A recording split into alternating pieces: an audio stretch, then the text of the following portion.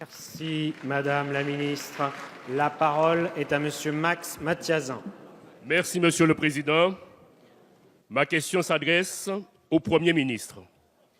Cette question s'adresse à toute la représentation nationale que nous sommes. Cette question s'adresse à la France, pays des droits de l'homme, aux femmes et aux hommes d'aujourd'hui, mais aussi à la postérité. Sur la planète, il y a des passés qui n'en finissent pas de passer. J'ai connu ma grand-mère. Ma grand-mère m'a raconté son grand-père. Il est né en Afrique, un homme libre.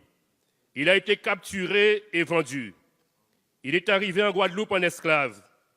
Il est mort après l'abolition de l'esclavage et cela se passait en colonie française.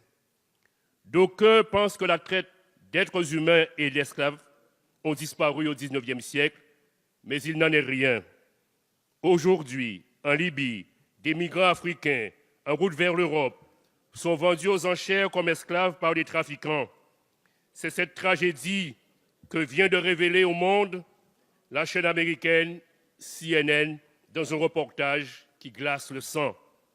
Alors pour moi, comme pour beaucoup de nos compatriotes des Outre-mer et de l'Hexagone, c'est une réalité qui fait partie de ma mémoire, de notre mémoire, de ma vie, de notre vie, de la culture qui nous façonne tous.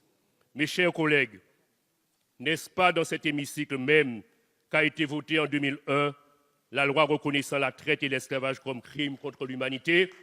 La France et l'Union européenne doivent réagir face à ce drame humanitaire insoutenable qui sévit en Libye et dans d'autres pays, et nous les connaissons. Monsieur le Premier ministre, comment la France, pays des droits de l'homme, va-t-elle intervenir pour faire cesser ces horreurs le plus vite?